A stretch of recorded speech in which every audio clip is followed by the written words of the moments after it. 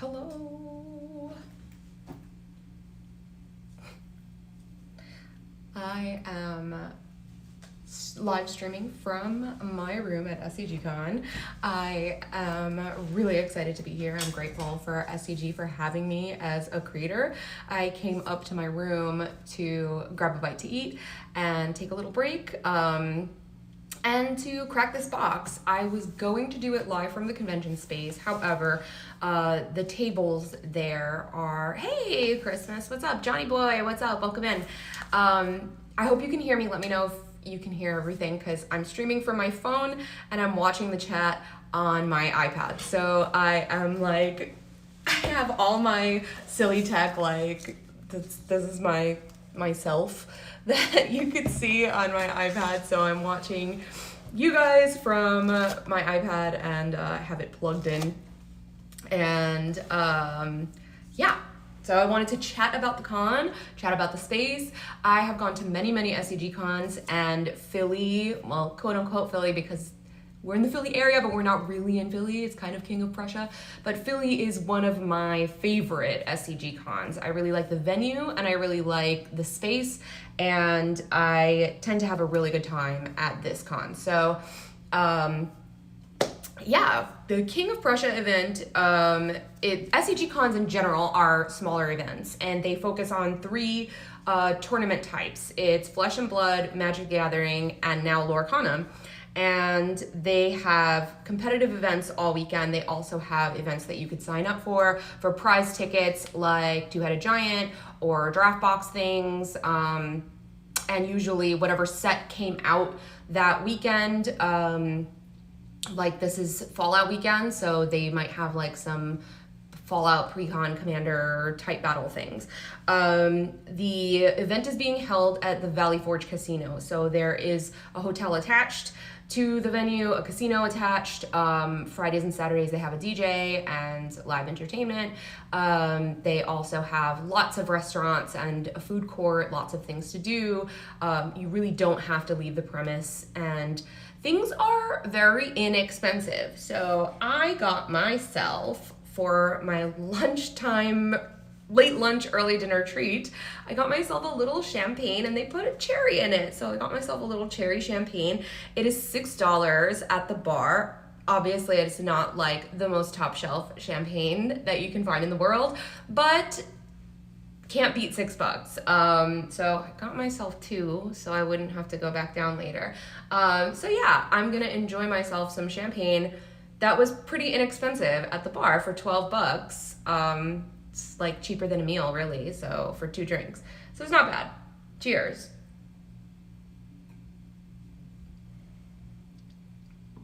Especially since it's a hotel and a casino, you would expect things to be overpriced, but I find that the things here are pretty well priced, but it's also a really accessible area. There's a big mall in the area. There's lots of like shops that will DoorDash or places that are within driving distance that you can like go to if you don't want to eat here. Like I got Chipotle for lunch, and a bowl serves me multiple meals. So I'm good for the day with like one thing of Chipotle. I'm a cheap date. So I want to talk about SCGCon. I originally was going to stream this live from the event. However, it's very loud down there and very crowded. I'm sure you would hear me just fine with headphones or like earbuds, but there is not a lot of like free play space. There's a command zone which is ticketed. So it's for invited creators and command zone ticket holders. So it is a ticketed area. The event is free to attend. So you can get in the door for free, and you just pay for the events that you enter or shop or whatever you want to do. If you can find a free play space, it's yours. However, because tournaments are going on, they may ask you to leave that free play space if they need it for a tournament. So, so you run the risk there, but that's what you get for free, right? It's free to enter the door. There's no ticket cost. However, if you did purchase a ticket that does come with command zone access, then you have access to the command zone, and it was pretty full. However, when I was in there, there was always at least 2 or 3 free tables, so there is some movement, and tables did tend to free up. I had no problem finding a space to play. However, I felt bad taking up an entire table of play space to go live and unbox something. I would rather the ticket purchasers who purchased to be there use up that space, or I could go live with a live game, but I didn't want to take up a space for this purpose. So maybe tomorrow I'll go live again with a live game with a pod. I did play a couple pods earlier. I played an All Fallout pod where I played Hail Caesar. I'm the most excited for the dog meat deck. Hey Adam, good to see you. I'm really excited for the dog meat deck. That is my most excited. Also, there's a red card. I think it's in the dog meat deck. There's a red card called Veronica, and I'm building it right now because I'm so excited to build myself. And she makes junk, so I'm like, of course, I want to build my girl that makes junk. So I'm really excited about building her. I started building her. I have to cut 44 cards from the deck and optimize, make some improvements, but I really love the direction it's going in so far, and I'm excited about it. I'm loving the Fallout cards. I'm loving the art. There are very rare times where I will say that I think a collector box is worth it. I didn't think it was particularly worth it for Doctor Who unless you're a super fan and you really, wanted those cards for yourself, or the alternate arts of them, or the Surge foils, or if that was something that you yourself were hunting. But I do believe that for the Fallout, the value is there. Now, I saw a vendor downstairs that was selling the collector booster packs for $40 each, or a box for $450. I think that's way too much.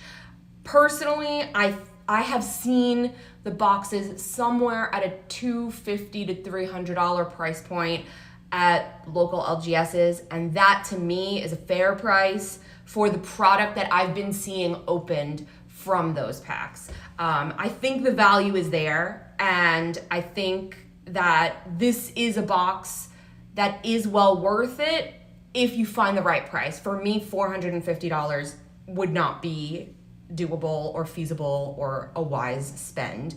It is a lot of money for cardboard. Also, my friend Lynn, if you don't follow Lynn V. Frank, Lynn is a wonderful Magic player and just all around good person. And Lynn had posted a tweet the other day that is super valid. Something about the pre-cons being $65 because there are some valuable reprints in some of those pre-cons.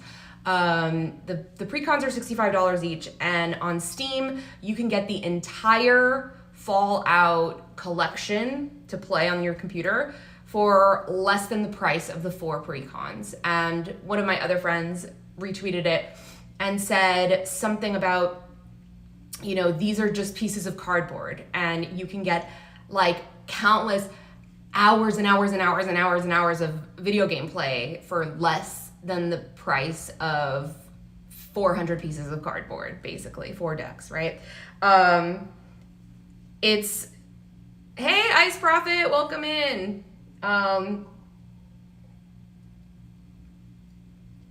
It's valid, and I do not have an endless supply of money. I do not get my cards for free. I have to work for what I spend, and it's a lot. So I am a fan. I have started proxying for brand new decks. Whenever I have a brand new deck, I tend to proxy it first, or just, use the cards that I have on hand and proxy the rest, and play it a couple times, and then decide whether or not I want the deck as it is, or the deck at all. Am I scrapping this deck? Do I hate this deck? Do I not want to play it? Do I want to change out this card that is maybe a $30 or $40 card and it's not giving me the value I thought it would in the deck? then why am I buying that card and then having it in hand for nothing, right? So I kind of started doing that for brand new decks. I did that with Sauron, and it turns out I love my Sauron deck. So I am now starting to de-proxy it. I have started with all the Lord of the Rings cards that I have, and it's mostly a Lord of the Rings deck. I completed the Nazgul. I got one of each Nazgul art. And I am now starting to de-proxy some of the more costly cards that maybe I already have, but in another deck. So I know that I love that Sauron deck, and I'm going to keep it, so it is going to be de-proxied. But I have found that this is a really good way to manage my money, because I was spending irresponsibly just to complete decks, and I don't enter any competitions, so I don't have a real need to have the real cards all the time. And yes, I am sipping on a champagne with a cherry in it. My bartender was gracious enough to ask me if I would like a cherry, and I said sure. So he put a cherry in it, and I think it's lovely. It's very cute. I was talking a little bit earlier about how inexpensive the drinks are here at this bar, and while it's not like top shelf champagne or anything like that, it is $6 a glass. So very affordable, which is a lovely way to spend your relaxing moments at the con. If you like a cocktail or you like a drink, it is very inexpensive here at Valley Forge Casino, which is wonderful. So what I have done so far, I played a Fallout game. I played the Hail Caesar deck, even though I'm the most excited about the Dogmeat deck. I played the Hail Caesar deck, which I ended up really liking. It is red, white, black, and that's a color combination that I'm not super familiar with. I usually play mono or two color decks, or Wooburg altogether. I do have stragglers, like I have like one 3-color deck that's a snow deck, and I have one 4-color deck. It's everything but green, and that's a Stranger Things deck. It's like all humans, and kind of a happy accident that it ended up being like a really good deck, but yeah, I don't often play cards that are 3 colors. So ballin' on a budget for sure, Adam, 100%. Yeah, that teacher's salary is a killer. Nobody's making big bucks as a teacher right now. So yeah. Oh, I see my room key is poking out of my pocket. Yeah, so I think all of the pre-cons for Fallout are 3-color, which is nice because it gives me a perspective on colors that I don't usually play, or color schemes that I usually play, color pairings that I don't usually play.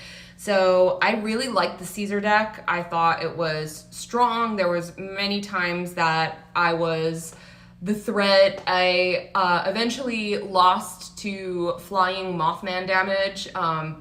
Caesar deck doesn't really have a lot of protection against flyers, and there wasn't much I could do about that, and it was 100% fair that he killed me when he killed me. It was like I was the problem, he needed to take me out. So it was not bad feels or anything like that. It was great. I think they played really well against each other. The rad counters, the Mothman deck cares about rad counters, not all the decks do. And I really liked the way the rad counters function. They cause you to mill cards. So if you have a rad counter put on you, you have to mill the number of rad counters you have. So let's say you have 2 rad counters. You mill 2 cards. If they're both lands, then the opponent gets no benefit. Your cards are milled, and those rad counters remain. And that means that you still mill 2 cards on your next turn. However, if you mill 2 non-lands, the rad counters fall off, you lose 2 life, and then that person gains the benefit from the rad counters.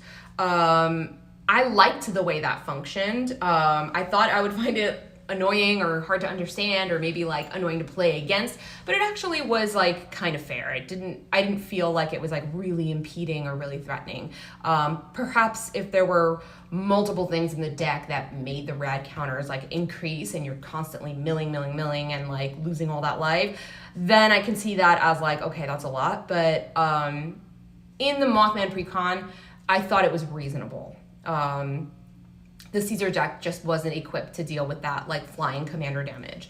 But it was a really fun game. The second game I played so far, I wasn't here yesterday because I did work, teacher, teachers work on Fridays. So I did work, I arrived in the evening. I wasn't at the con yesterday because I just came, checked in, got badges, went to my LGS to pick up the Fallout precons and came here. So the second game I played my deck that I built on Benji the Brewer. And if you're unfamiliar with Benji the Brewer's streams, this is how it goes. He has 3 wheels. Pause.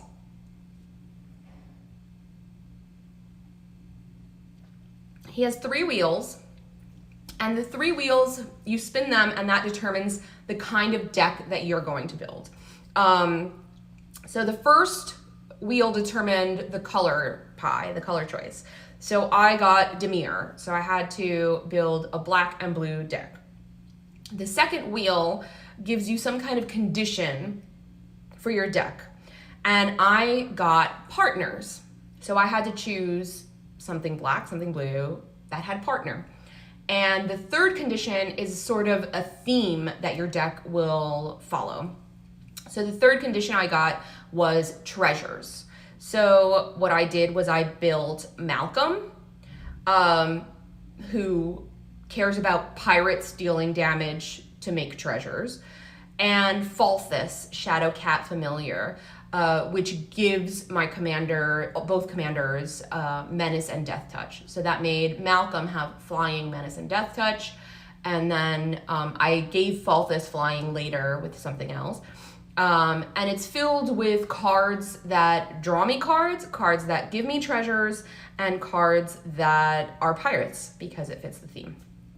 Another component of Benji the Brewer's stream is that you have 1 hour to build this, and you build it together in conjunction. And Benji really helped me with like the land base because of time, but did listen to me like, hey, these are pet lands. I always put a homeward path in things. I always put this and thing, like what lands are really going to be valuable for me. I don't love pain lands, especially in a casual deck that I'm not really gaining life in. Like I wanted to make sure that it still played like me. So Benji was really receptive to that, and we came up with a really awesome deck that I really love, and it played super fun. I had a great time playing it on his stream, and I never played it again. So I made it in paper, and I updated a couple things with some new cards that I thought were like valuable for it. And I played it today against a pot of 3 gentlemen, and one person was playing an upgraded Caesar deck with Adeline, and it just made like tons of tokens and stuff. One person was playing something like a Landfall Green deck, and one person was playing a bobblehead deck that was mono blue but very like Power Stone artifacts heavy. And I ended up winning that game. So I was very mana starved in the beginning. I think I shuffled poorly, and my deck in the beginning, I missed so many land drops, but then I drew into like 4 lands in a row, and I was like, okay, they were clearly all clumped together, but like whatever, we fixed the problem. Then I started generating the treasures, and I was able to get the win in the end. And it was a really, really good game. So nobody was like too overpowered or anything like that. It was very fun. So so far I'm having a very, very good con. The artist Angle is here. Angle makes so many of my favorite cards. And his line, I don't think he attends a lot of cons, so his line is very, very long. I'm hoping to get to him tomorrow, because I didn't want to spend so much time just waiting on the line. And also I wanted people to, you know, the general public to enjoy. I feel bad as a creator where I go to these spaces all the time, and while I don't always see Engel, I know that I'll have opportunities in the future, and so I didn't want to take up space on this huge line when other people could be benefiting from that time. So I did see some other artists. Phil Stone is here, RK Post is here. RK Post is one of my all-time favorite artists. He's just an awesome, genuine guy, and I love he makes my favorite tokens and my favorite accessories. I have like 4 of his playmats, I have tons of his tokens, and I bought some stuff from him today that I'll show you. You'll see my playmat because I'm gonna use it, but hopefully you can see. I got this lovely like battle Squirtle.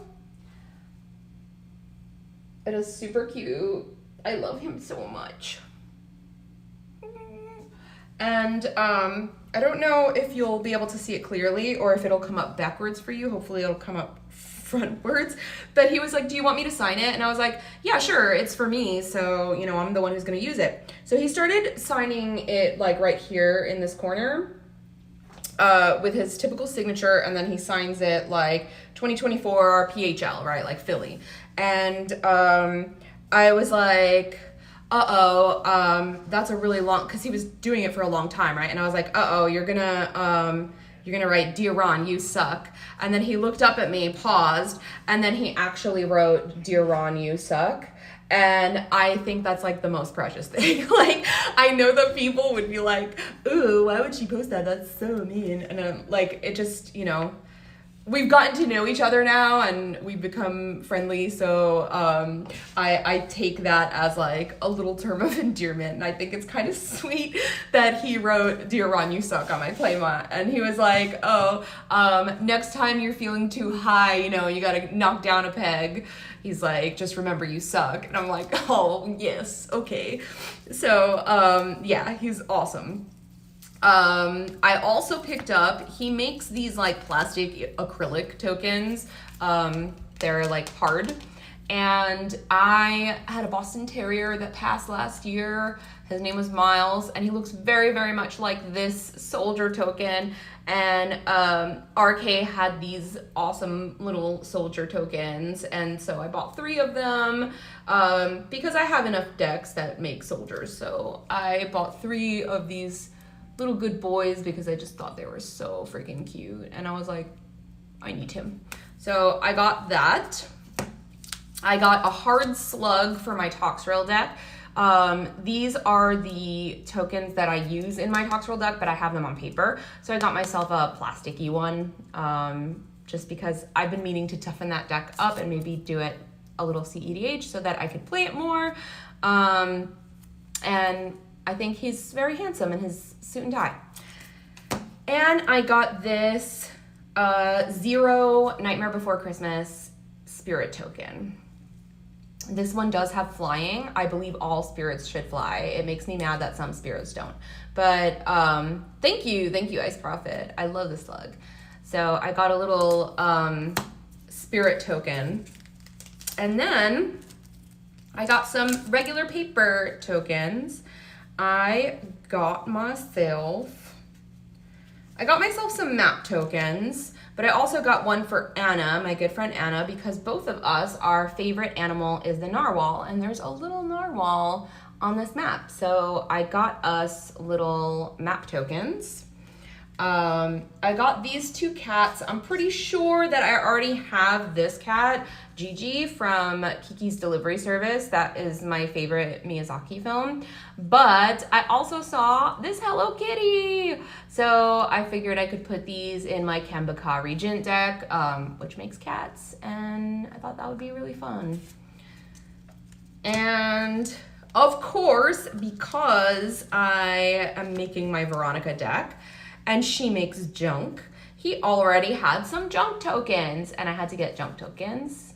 you know, just in case. So I got 5 of them so that I could start making my junk. And the last one I got are these gremlin tokens.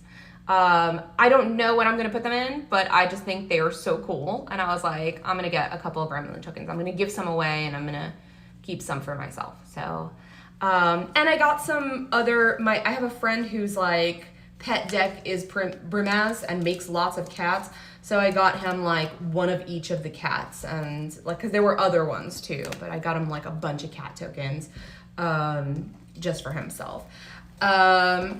So I already shopped with Phil Stone. I bought some artist proofs from him because they were very inexpensive. They were like $8. He made Abdel, and he told me a funny story I'm going to share with you. Pause.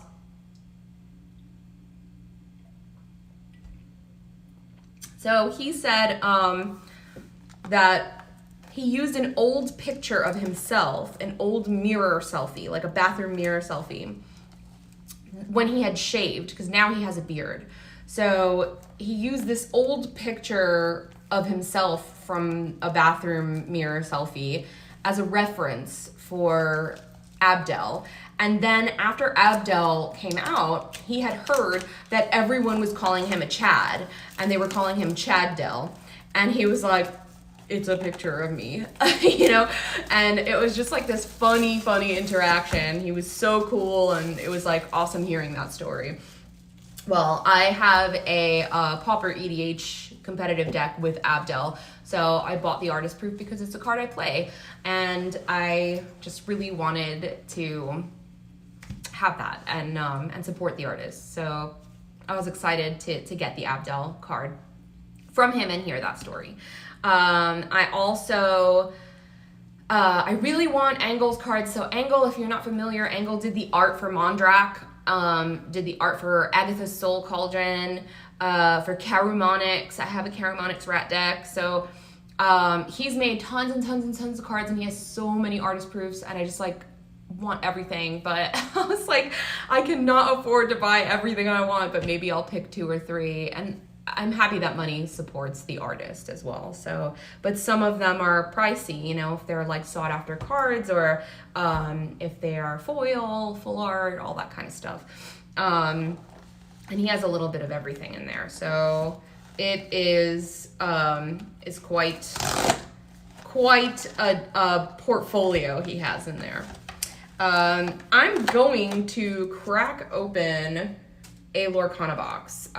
Let's see. Should I move this? I feel like I'm trying to. All right. I'm like, do you want to see me or do you want to see the cards? If I hold this up, do you see the words backwards or do you see them right side up? Oh, I turned it the wrong way. Silly goose. I'm crazy. All right, let me know if you see these words backwards or if you see them right side up. It looks right side up to me on my screen, like when I'm seeing it on.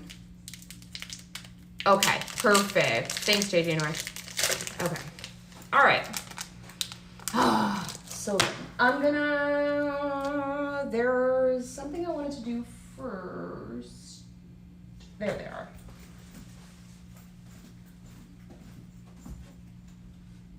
Okay.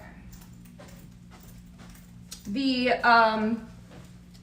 pre-cons have a pack inside. So not just a like collector booster or a sample pack with 2 things. It's like a full pack. So I opened some cards already from the pre-con packs. So I put them together. I have to sort them. So I got this Nutsy, our airfoil, the Firebird, Captain Amelia, Chief Tui, Orville, the Queen,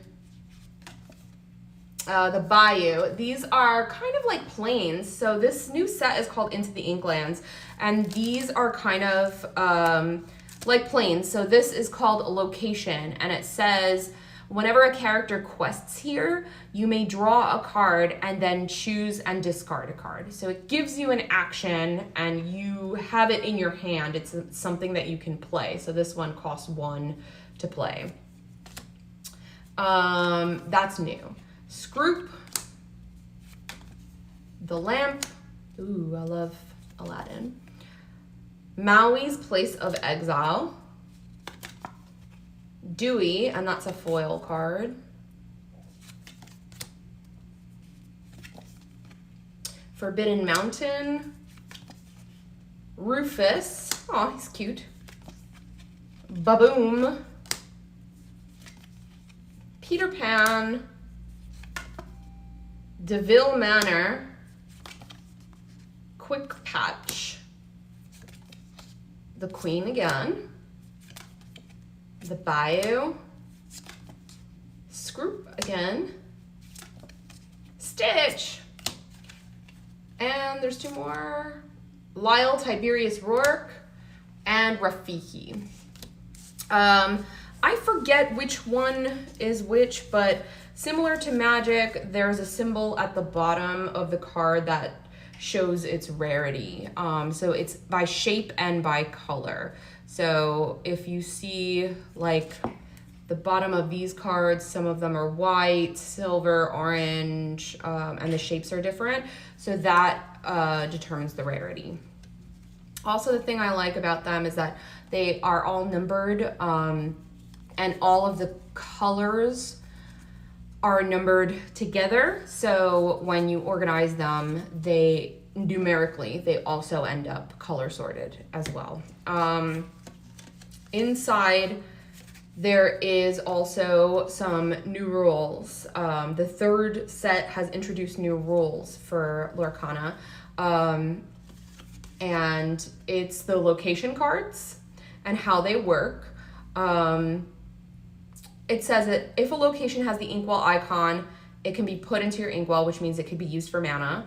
The rules for playing locations are the same as for all characters and items. You can play a location anytime during your turn by paying its ink cost and putting it into play in front of you. Some locations have abilities that give you benefits, often based on characters being at the location. These abilities can be used the same turn the location comes into play.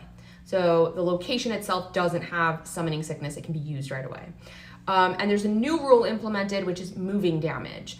The ability to move damage counters from one character or location to another is possible now, where previously when you attack or block with a character, that character gets minus counters. That character gets the damage and it maintains on the character. But now there are abilities and ways to move that damage. Previously there were like sort of sorcery speed cards, because there's nothing at instant speed. You can't do anything on anybody else's turn. But there were previously like sorcery speed cards that you were able to remove damage counters from like your creatures and things like that. But these now are movable. You can move the damage to another creature. So if this creature is gonna like take enough damage where it could die, you can move that damage now. I'm sure it's not just like, oh, I'm gonna choose to move it. There must be like a card played or some condition that allows you to do it, but it wasn't allowed to do it before. So okay, I'm gonna do it the other way around. I'm gonna face them to me and then show them to you. Okay, so this is Peter Pan, Cubby, the Mighty Lost Boy, the Firebird, Repair, Chief Tui, Quick Patch, Cloud Kicker, Chernabog's Followers, Pluto, Helga Sinclair, which looks so cool, Perdita, and the foil is Dawn Carnage. All right, that's our first pack. Sorry, I'm dealing with allergies perpetually, so my nose is like always running. And it doesn't help that I huff the packs. I'm sure, right? Okay. We've got Milo Thatch, Strike a Good Match, the Queen, Kit Cloud Kicker, Olympus Would Be That Way, Miss Bianca, Friar Tuck, Mama Odie, Queen of Hearts, a new Minnie Mouse. We've got a different Mama Odie. And the foil is Simba Fighting Prince.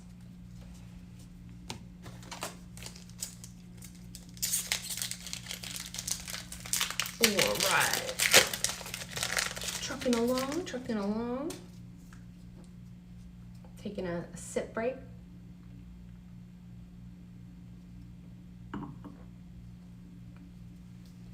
All right, Moana. I already changed my direction. Moana.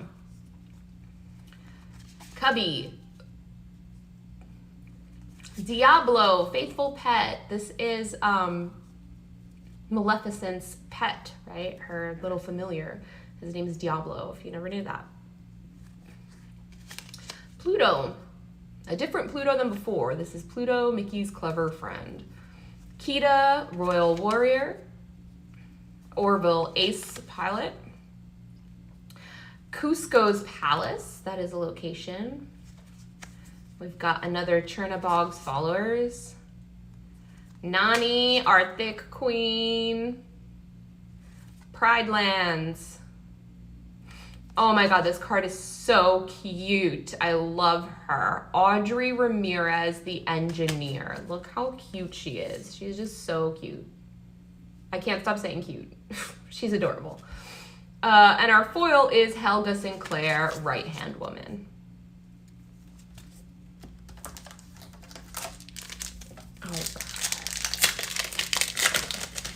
How's everyone's weekend? I hope everyone is having a good weekend. All right, we've got Peter Pan, Cubby, the Firebird, Repair, Chief Tui, Dalmatian Puppy Tailwagger, Thaddeus E. Clang, I've Got a Dream. We have a different Kit Cloud Kicker. This is Kit Cloud Kicker Navigator. We've got the Lamp, Ariel, and a foil Grammatala. This is different than the Grammatala in the season 1 set. And for anybody who doesn't know Lorcana, it's a minimum 60 card deck, but there is no maximum. So you can add more, though it's usually around a 60 card deck. They're only 2 color decks, and you can have up to 4 of the same cards in there. So oftentimes people do put, when they build their own decks, you'll find the pre-cons have 2 of this card, 2 of that card, 4 of this card, etc. But you'll find that when people build their own decks, they tend to put 4 of more often than not. Especially because there's nothing at instant speed. You can only do things on your own turn.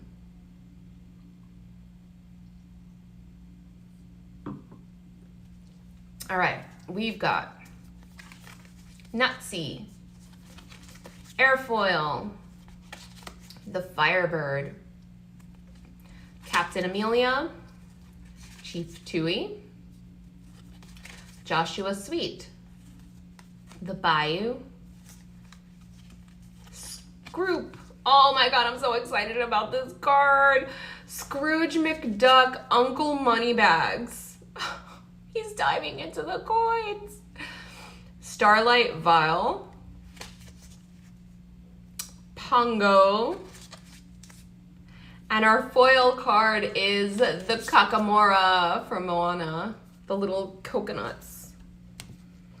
Pretty good here working on a new commander deck. Who's the commander you're working on? I am working on mono red Veronica from Fallout, and I'm really excited about her, but red is my least played color right now, and so it's a color that I'm not super familiar with, and I'm trying to grow in. So I started to delve into mono red by playing Slicer, and I got, you know, got a little taste of it, and so now I'm building Veronica, and I actually have a Lord of the Rings card in mono red that I want to build, one of the Aomer cards.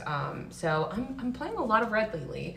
It seems that Charles and I are having the opposite experience. So Charles, he's known as mono white guy, and he often plays mono white decks, and I don't want to take that title from him. He's a very good player. But I have more than once been called mono white girl because I have something like 10 or 11 mono white decks, and I just love building mono white, and I continue to be drawn to it. And even when I have two color decks, I tend to build with white in it, right? Something like Orzhov, Azoria, Selesnya. Like, I tend to favor white, and they're all different. They don't have a lot of like repetitive cards in them. I build them differently. I just find the intrigue and the versatility in white so fascinating to me because people really underestimate it, and it has potential to be very strong. Well, mono white guy used to be mono red guy, and he used to play red a lot until he found the story of Felden, and how he had met with all of the story of Felden is that his wife died, and he was miserable without her, and he kept trying to bring her back. So he met with all of the tutors from all the colors, right? Like the mystic tutor, the worldly tutor, and they kept sending him on these missions, but his wife was never what he wanted. It was never quite right, or it was just a shell of her, a ghost of her. Like, you know, he never got her truly back.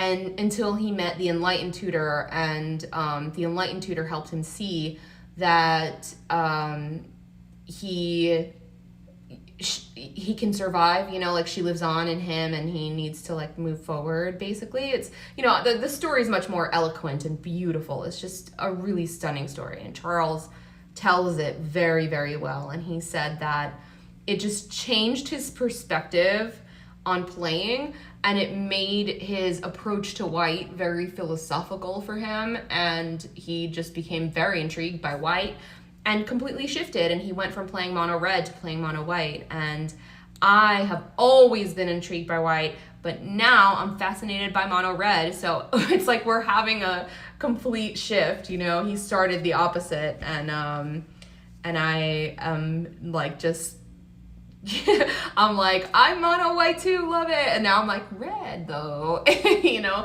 So it's kind of funny how that works out. So I'm gonna have to ask him for his like red advice if he still remembers it, you know?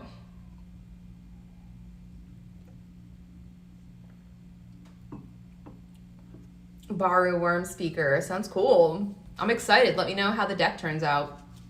Good. Excuse me. Good luck building it. All right, we've got Stitch Little Rocket. There are multiple Stitch cards, which I'm really happy about because I love Stitch. He's so cute. But this one is the Little Rocket. He's in a spaceship uniform. We've got another Milo Fetch. Excuse me. We've got a Forbidden Mountain location. We've got a Rufus Orphanage Cat. Ooh, this one's cute. Mickey Mouse Stalwart Explorer. We haven't seen him yet. We've got a Neverland Mermaid Lagoon location. The Bayou. We've got another Scroob.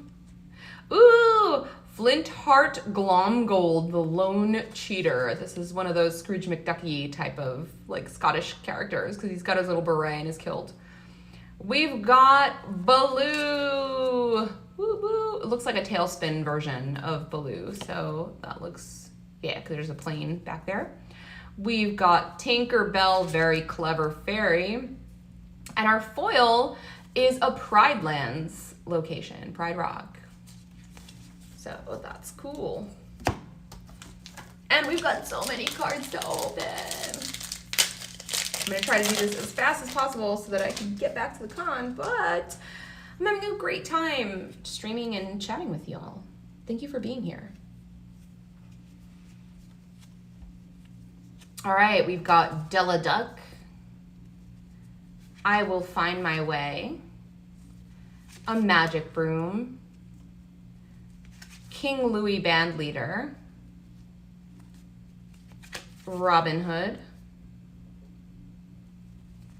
Kita, Cusco's Palace, Hydros Ice Titan, 99 Puppies, Maui's Place of Exile, Maleficent, Mistress of All Evil, and the foil card is Has Set My Heart with lots of A's.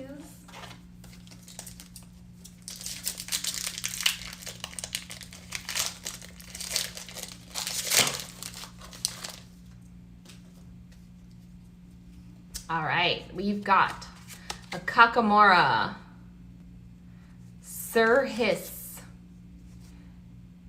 Iago, Pretty Polly, Maid Marian, Gizmo Suit, Dalmatian Puppy, Starkey, Last Ditch Effort, Pluto, Treasure Guardian, Pyros Lava Titan, and the foil is Captain Amelia, which we've seen a couple. Some of them are pretty common. And the art for these, there's usually 3 different arts on the packs. I haven't shown that yet. So the art for these is sort of like a spelunking Minnie Mouse. We've got like a pirate piglet and a Jafar. They usually do a villain, and the color this time is yellow. I think the first one was blue, the second one was purple, something like that.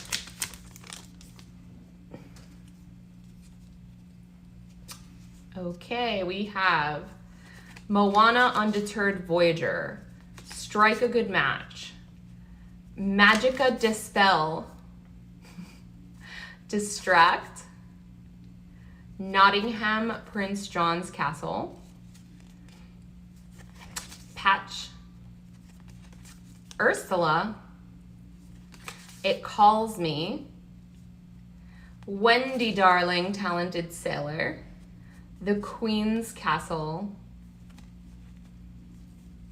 Heart of Tefiti, and the foil is Little John. I think this is a great pack because we got almost no doubles from it. It seems pretty unique, which falls in line with my theory that whenever somebody opens a brand new box, the top packs are usually like kind of meh, and then like it takes like the second row to really hit the spice. So I hate it when I go to an LGS and I buy a pack or like win a pack or whatever, and it's like the fresh pack from the top. I'm like, oh, it's not gonna be good. You know, I have this like weird superstition about it. Moana, Strike a Good Match, Magica Dispel, Distract, Nottingham Prince John's Castle, Orville Ace Pilot, Mr. Smee Bumbling Mate, Slightly Lost Boy, Scrooge's Top Hat, On Your Feet Now, Alice T. Alchemist, and the foil is And Then Along Came Zeus.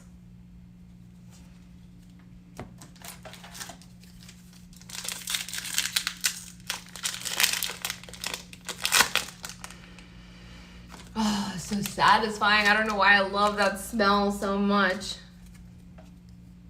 All right, we've got Della Duck Unstoppable Mom. I will find my way. I will find my way.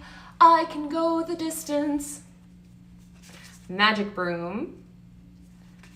King Louis. Robin Hood. Boss's Orders. Dewey, showy nephew. Jolly Roger, Hook's ship as a location. Genie cramped in the lamp. This is a funny art. The Sorcerer's Hat. Shenzi, hyena pack leader. And the foil is Dalmatian puppy tail wagger.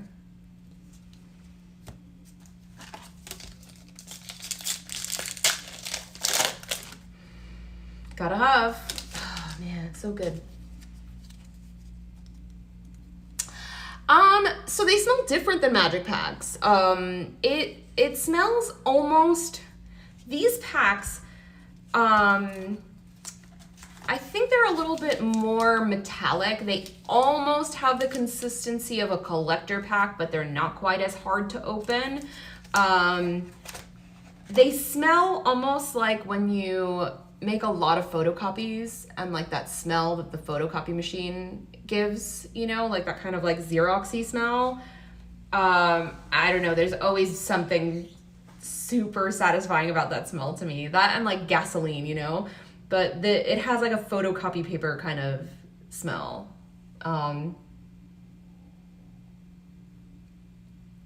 It's very like machine, I don't know, I can't describe it. But I do feel that different magic packs smell differently. So I find that there are some magic packs that smell better than others, and some that are just like, ugh, like I could leave it, you know.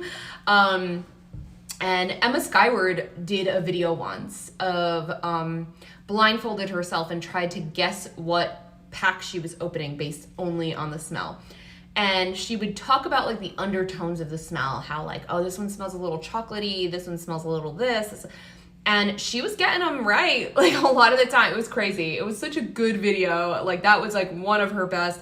I was so entertained by that. I love that. So shout out to her.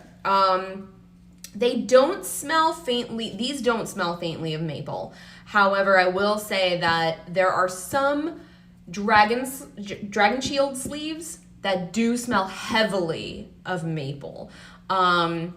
It's particularly the ones with like a full art, like the dragon art on it, not the solid color ones, like the ones that have more print on them.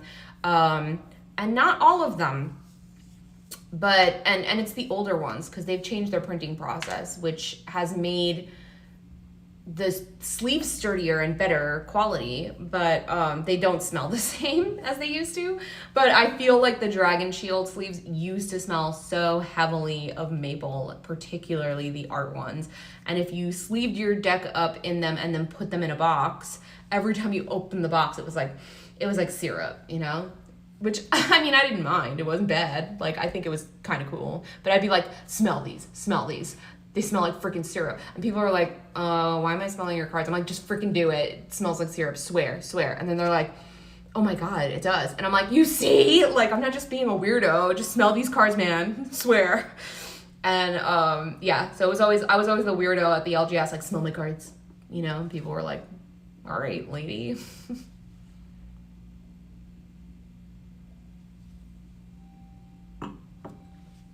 All right. Milo Thatch. Strike a good match. The Queen, hateful rival. Kit Cloud Kicker, Spunky Bear Cub. Olympus would be that way. Heal what has been hurt. Rise of the Titans. Dive Bomb. Simba. Moana, Born Leader. Magica Dispel the Midas Touch. Oh, I didn't even see this in the previews. The foil is Zazu. I love Zazu.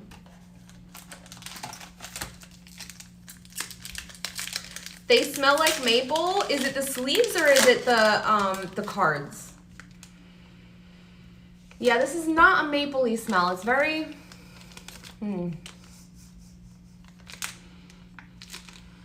I think the closest I could describe is like that photocopy, but like once a photocopy machine has been going for a while, it's kind of got that smell.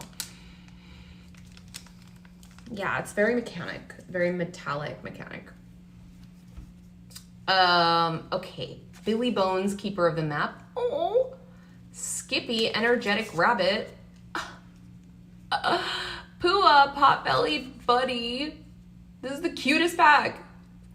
Vault Door. This looks like a Scrooge McDuck because of the top hat. Looks very Scrooge McDucky. Helga Sinclair. Quick Patch. It's a blue card. Ursula Deceiver. We have a different Magic Broom. It's Magic Broom Dancing Duster. We've got another Wendy Darling, Talented Sailor. We have Gyro Gear Loose, Gadget Whiz. We've got the Bare Necessities. And the foil card is Simba, Scrappy Pug. Yeah, I guess Simba could be a pug, but he's not, he's a lion. Scrappy Cub.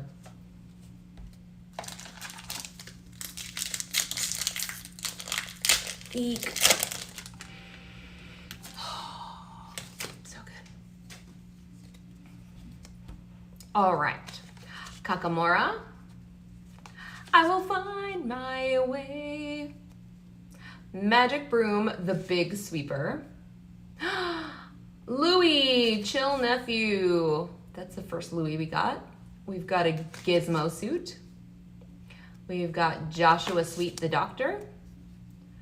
Wildcat Mechanic. Oh my gosh, I almost forgot about Wildcat. Magica Dispel Thieving Sorceress. Tinkerbell Generous Fairy. Cursed Merfolk, Ursula's Handiwork. Stratos, Tornado Titan. And the foil card is Voyage. We're about halfway through the box, so we've got a bit more to go. I hope you all are seeing it well. It's hard to like gauge where the center is. Webby Vanderquack. Milo Thatch, the Magic Broom, the Big Sweeper, Repair, Mickey Mouse Stalwart Explorer, Mr. Snoops, Robin's Bow, this is new, It Calls Me, Wildcat's Wrench, that's new, Stitch Covert Agent, ooh, this one's new too. Hydra Deadly Serpent. And the foil is Scrooge's Top Hat.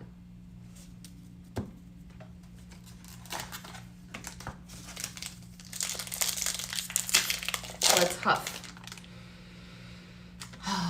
So good, so good. Kakamora. I will find my way. Magic Broom, the Big Sweeper, Louie, Chill Nephew, Gizmo Suit. This is almost like exactly the same pack. Neverland, Mermaid Lagoon. Ooh, this is new. Captain Hook's Rapier. Ooh, Trigger, Not So Sharp Shooter. That's new. Another Flint Heart Glomgold. Gustav the Giant. Ooh, Scrooge McDuck, the richest duck in the world. And the foil is Tiana's Palace. Cool.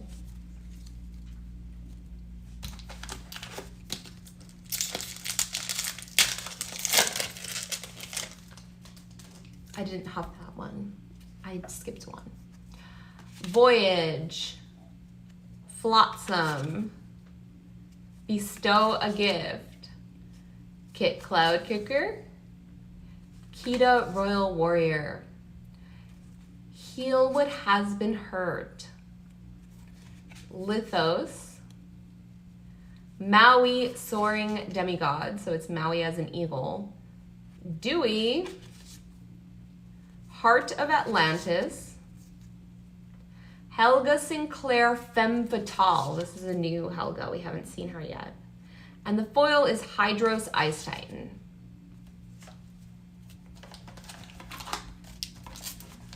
We've got 2, 4, 6, 7 packs left. Can't skip 2 in a row.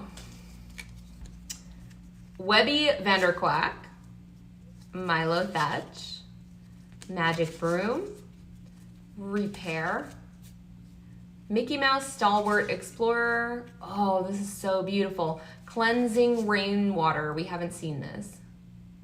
Nala Fierce Friend. That's new.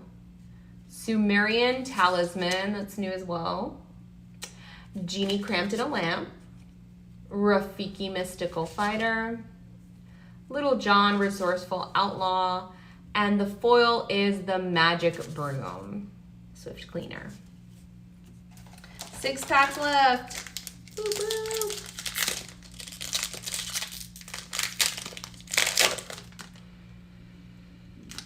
So satisfying, so satisfying. We've got Jim Hawkins Thrill Seeker, Jetsam Riffraff. Ooh, the Magic Carpet. Another Louis Chill Nephew. Minnie Mouse Funny Spelunker. Miss Bianca. Has Set My Heart. Hydros.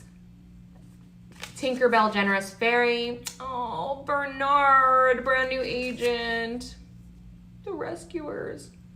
Hades Hothead Ruler. And the foil card is Treasure Guardian, Protector of the Cave from Aladdin. The Cave of Wonders. So far, no enchanteds.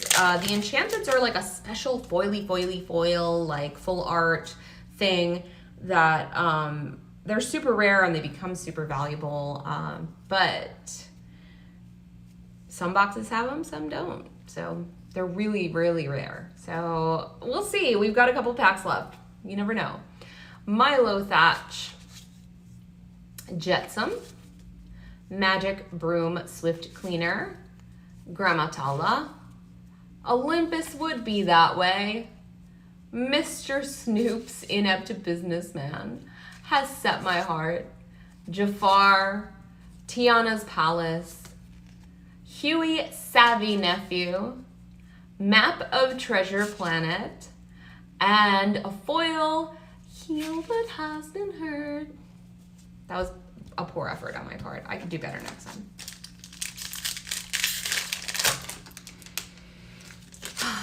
It's because I'm sad that I don't have it enchanted yet. It's fine. Della Duck. DeVille Manor. Pua Pot-Bellied Buddy. Vault Door. Eeyore. Boss's Orders. Simba Rightful King. Jolly Roger.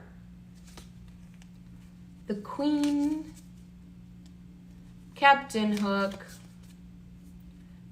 Piglet Pooh Pirate Captain. And the foil is Pua Pot-Bellied Pig. We've got 3 packs left. Eee! Just 3 packs. We've got Nutsy, Airfoil, the Firebird, Captain Amelia, Chief Tui, Patch, Prince John, the Sorcerer's Tower, Raleigh, the RLS Legacy, Morph Space Goo, and Kita Royal Warrior as the foil. 2 packs left.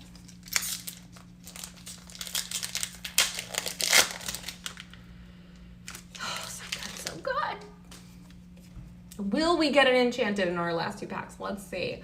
Billy Bones. I don't think we will. I don't think this box has one. Skippy, Energetic Rabbit. Pua, Potbelly Buddy.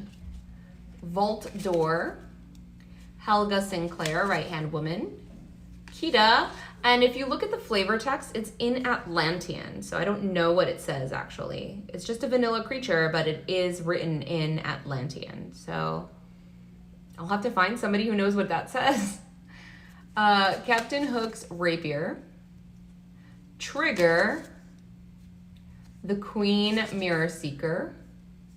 Simba Scrappy Cub. Lucky Dime. And the foil is another trigger, but it's foil. Last pack.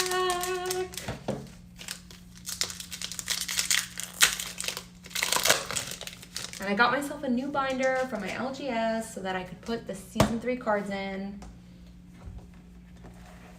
All right.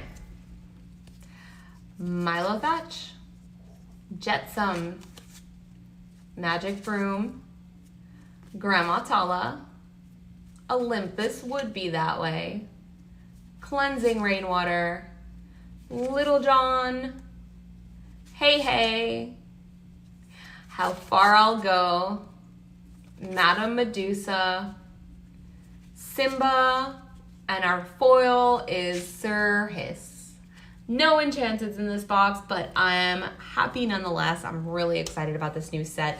I have only ever played the precons and upgraded precons from Lorcana, so my homework this weekend is to try to put together my own, at least one, if not several, decks that could be competitive, because my dream is to top 8 a Lorcana event. I keep seeing only men top 8 the Lorcana event, and I'm certain that there are women entering, so I would love, love, love, love, love to be a woman and a person of color that top 8's a Lorcana event. So I'm going to bust my butt to try to make like the best dang Lorcana deck that I could.